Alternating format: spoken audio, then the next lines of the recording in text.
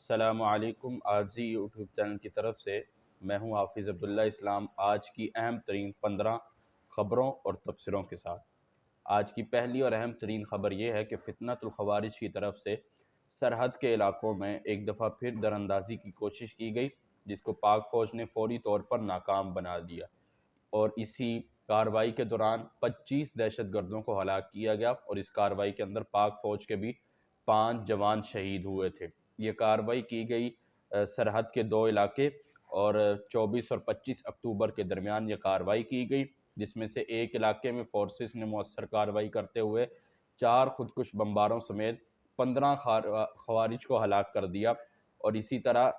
ایک اور علاقے میں بھی ISPR کے مطابق مزید 10 خارجیوں کو ہلاک کیا گیا۔ تو یہ ٹوٹل تعداد 25 ہوگی جن کو ہلاک کیا گیا، اور ان دونوں علاقوں کی کارروائیوں میں جو پاک فوج کے جوان تھے وہ 5 شہید ہوئے، جن میں شہید حولدار منظور حسین تھے، اسی طرح شہید سپاہی نعمان جن کا تعلق ضلع پونچھ آزاد کشمیر سے تھا، اسی طرح شہید سپاہی محمد عادل جو ضلع قصور کے رہائشی تھے، شہید سپاہی شاہ جہاں جو ضلع بہاڑی کے رہائشی تھے اور ان کی عمر صرف 25 سال تھی، اور اسی طرح شہید سپاہی علی اصغر جن کی بھی عمر 25 سال تھی اور ان کا تعلق پاک پتن سے تھا۔ یہ 5 پاک فوج کے سپاہی تھے جو اس کارروائی کے دوران شہید ہوئے، اور اس میں اہم بات یہ ہے کہ جب پاکستان اور افغانستان کے یہ مذاکرات چل رہے ہیں، ان مذاکرات کے درمیان فتنۃ الخوارج کی دراندازی کرنا یہ پاکستان کی سالمیت کو بھی خطرہ ہے، اور اس سے یہ واضح ہوتا ہے کہ افغانستان کس قدر ان مذاکرات میں انٹرسٹ رکھتا ہے۔ آج کی اگلی خبر یہ ہے کہ وزیر اعظم کا ملک بھر کے گھریلو صارفین کے لیے گیس کنیکشنز کھولنے کا اعلان کر دیا ہے۔ اسلام آباد میں RLNG گیس کنیکشن کی اجراء کی تقریب میں خطاب کرتے ہوئے شہباز شریف کا کہنا تھا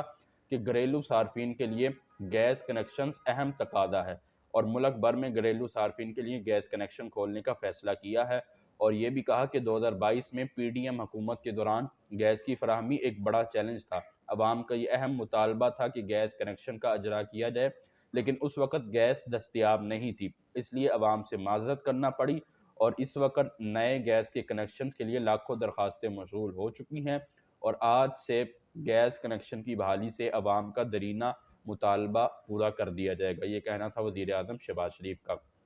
اگلی خبر یہ ہے کہ بھارت کو پاکستان کے خلاف افغان طالبان رجیم کی حمایت مہنگی پڑ گئی۔ خطے میں عدم استحکام کے لیے افغانستان میں دہشت گرد تنظیموں کی حمایت پر بھارت کو شدید رد عمل کا سامنا کرنا پڑا۔ بھارت کو سرحد پار دہشت گرد اور طالبان نواز پالیسیوں پر ہزیمت کا سامنا۔ افغانستان کی مسلح تنظیم نیشنل موبلائزیشن فرنٹ نے بھارت کو طالبان کی حمایت پر سخت انتباہ جاری کر دیا۔ افغانستان کی نیشنل موبلائزیشن تنظیم کا یہ کہنا تھا کہ ہندوستان کو دوسری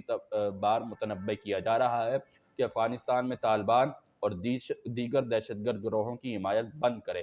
NMF کا کہنا تھا کہ افغانستان میں معصوم لوگوں کے قاتل طالبان کی حمایت ہندوستان کے دوغلے رویے کو ظاہر کرنے کے مترادف ہے۔ مسلح تنظیم نے سوال اٹھایا کہ ہندوستان طالبان کے جرائم کو نظر انداز کرتے ہوئے اپنے ہی ملک میں انتشار پھیلانے کا سبب بننا چاہتا ہے۔ اگر بھارت حمایت جاری رکھے گا تو طالبان افغانستان کے ساتھ ہندوستان کو بھی اپنے ہدف میں شامل کر لے گا۔ آج کی اگلی خبر یہ ہے کہ DG ISPR نے میرے خلاف پریس کانفرنس کی، وفاق وزراء نے گھٹیا الزامات لگائے۔ یہ کہنا تھا خیبر پختونخوا کے نئے وزیر اعلیٰ سہیل افریدی کا۔ DG ISPR کے اوپر بھی انہوں نے الزام لگایا، اور اسی طرح یہ بھی کہا کہ وفاقی وزراء نے میرے اوپر گھٹیا الزامات بھی لگائے۔ جلسے سے خطاب کرتے ہوئے انہوں نے کہنا کہ میں سب کو سلام کہتا ہوں، کرک والوں کو، پشتونوں کی تاریخ بدلے گی انشاءاللہ،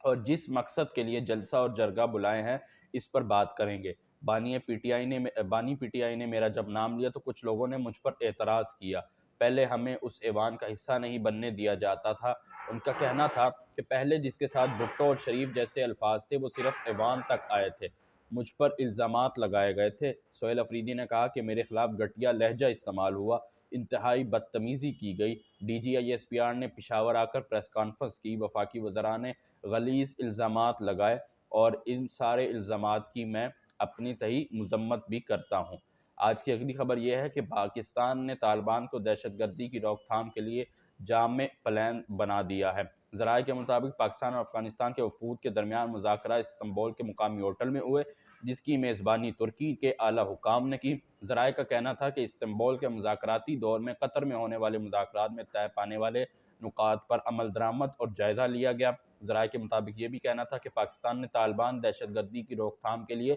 جامع پلان دے دیا ہے، یعنی پاکستان نے خود طالبان کو ایک پلان تشکیل کر کے دیا ہے، منصوبہ بنا کے دیا ہے، جس کے ذریعے طالبان اپنے ملک میں اور پاکستان کے اندر دراندازی کرنے والی کوششوں کو روک سکیں گی۔ آج کی اگلی خبر یہ ہے کہ روس کے نئے جوہری میزائل کی کامیاب آزمائش۔ روسی فوج کے سربراہ جنرل ویلری گراسموف نے روسی صدر ولادیمیر پیوٹن کو بتایا کہ یہ تجربہ 21 اکتوبر کو کیا گیا، اور انہوں نے بتایا کہ اس نئے جوہری کروز میزائل نے 14,000 کلومیٹر کا فاصلہ طے کیا اور تقریباً 15 گھنٹے فضا میں رہا۔ ان کا کہنا تھا کہ یہ میزائل کسی بھی اینٹی میزائل ڈیفنس پروگرام کو شکست دے کر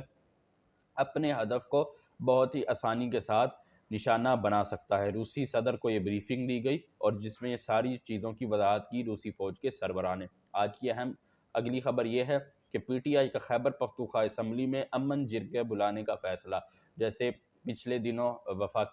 وزیر اعلیٰ خیبر پختونخوا نے بھی ایک جگہ پر جرگہ بلایا تھا، اب اسی جرگے کو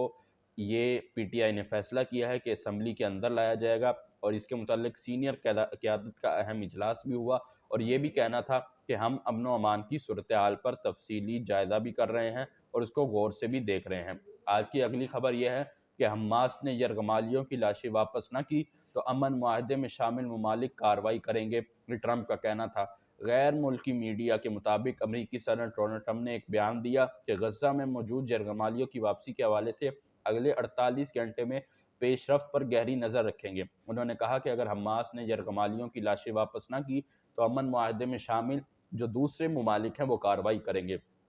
دوسری جانب آسیان سربراہی اجلاس میں شرکت کے لیے ملیشیا جاتے ہوئے قطر کے دارالحکومت دوحہ میں مختصر قیام کے دوران امیر قطر سے ملاقات کے وقت ڈونلڈ ٹرمپ نے کہا کہ ضرورت پڑی تو قطر غزہ میں امن فوج بھیجنے کو تیار ہے۔ آج کی اگلی خبر یہ ہے کہ 5 سال بعد قومی ایئر لائن کی پہلی پرواز اسلام آباد سے مانچسٹر پہنچ گئی۔ ترجمان قومی ایئر لائن کے مطابق بوئنگ 777 طیارہ اسلام آباد سے برطانیہ کے شہر مانچسٹر کی اڑان بھرنے والے پرواز 5 گھنٹے کے براہ راست سفر کرنے کے بعد مقامی وقت کے مطابق شام 5 بجے مانچسٹر پہنچی۔ پاکستانیوں کی بڑی تعداد نے مانچسٹر ایئرپورٹ پر پرواز کا استقبال کیا، اور یاد رہے کہ 2022 میں وزیر ہوا عباسی غلام سرور خان کے ایوان میں پاکستان پائلٹوں کی جعلی ڈگریوں سے بیان کے متعلق یورپی یونین اور برطانیہ نے قومی ایئر لائن پر پابندی لگا دی، اور آج 3 سال بعد یہ پرواز دوبارہ اڑان بڑھی ہے برطانیہ کے لیے۔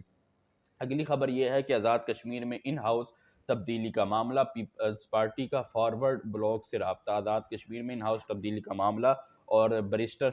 سلطان محمود اچکزئی اسپیکر کے عہدے پر اپنا بندہ لانا چاہتے ہیں، یہ کہنا تھا ان کا، اس لیے ان کو قائم مقام صدر قائم کریں گے۔ ذرائع کے مطابق جو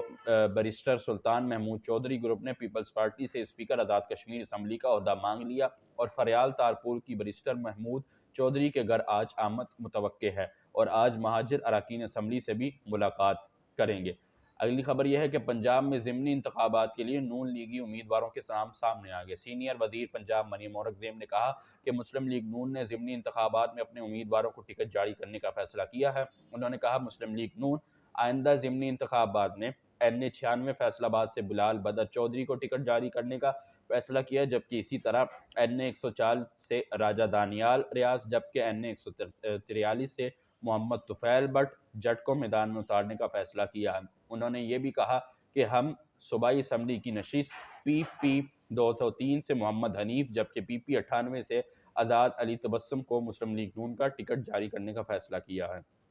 اگلی خبر یہ ہے کہ اڈیالہ جیل میں 3 قیدیوں کی طبیعت ناساز، ایک اسپتال منتقلی کے دوران انتقال کر گیا۔ راولپنڈی اڈیالہ جیل کے اندر 3 ملزمان کی طبیعت ناساز ہوئی، تاہم ایک قیدی کو اسپتال جاتے ہوئے ہی موت آ گئی، اور جیل ذرائع کے مطابق تینوں قیدیوں کو دل کی تکلیف پر امراض قلب کے اسپتال منتقل کیا گیا۔ امراض قلب کے اسپتال منتقل 3 قیدیوں میں سے ایک چل بسا، ایک قیدی اسپتال منتقلی کے دوران ہی چل بسا جسے اسپتال نے لینے سے انکار کر دیا، اور انتقال کرنے والے قیدی تھانہ کلر سیدہ میں منشیات کیس میں گرفتار تھا۔ اڈیالہ جیل سے اسپتال منتقل بقیہ 2 قیدی قتل کے مقدمات کے ملزمان ہیں۔ اگلی خبر یہ ہے کہ لاہور سمیت پنجاب کے بیشتر وسطی علاقوں میں فضائی آلودگی شدت اختیار کرنے لگی۔ ماہرین نے شہریوں کو ماسک استعمال کا مشورہ دے دیا، جبکہ محکمہ تحفظ ماحولیات کا کہنا تھا کہ اسموگ میں اضافے کی بڑی وجہ ہوا کے کم دباؤ والے زونز اور سرحد پار سے آنے والی آلودگی ہے، اور ان کا یہ بھی کہنا تھا کہ بھارتی پنجاب سے آلودہ ہوائیں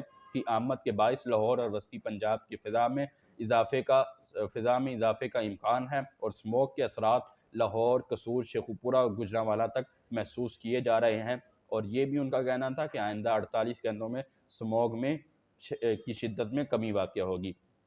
اگلی خبر یہ ہے کہ بحیرہ عرب میں کم دباؤ شمال مغرب کی جانب بڑھ رہا ہے اور کراچی سے فاصلہ مزید کم ہو رہا ہے، اور یہ دباؤ گزشتہ 12 گھنٹوں کے دوران شمال مغرب کی جانب بڑھا، اور محکمہ موسمیات کا کہنا تھا کہ موجودہ دباؤ کراچی کی جانب جنوب مشرق میں تقریباً 936 کلومیٹر کے فاصلے پر واقع ہے، جبکہ بھارت کے شہر ممبئی سے اس کا فاصلہ تقریباً 700 کلومیٹر ہے، اور ماہرین کا کہنا تھا کہ آئندہ 24 گھنٹوں کے دوران یہ نظام مزید منظم ہو کر شمال مغرب کی جانب بڑھ سکتا ہے، اور اس وقت وارننگ سینٹر کراچی صورتحال کی مسلسل نگرانی کر رہا ہے۔ وراٹ کوہلی نے ون ڈے انٹرنیشنل میں سنگاکارا کا ریکارڈ توڑ دیا۔ بھارتی بیٹنگ سٹار وراٹ کوہلی نے ایک اور سنگ میل عبور کرتے ہوئے ون ڈے انٹرنیشنل کرکٹ میں کمار سنگاکارا کے رنز کا ریکارڈ توڑ دیا۔ یہ کارنامہ انہوں نے ہفتے کے روز سڈنی کرکٹ گراؤنڈ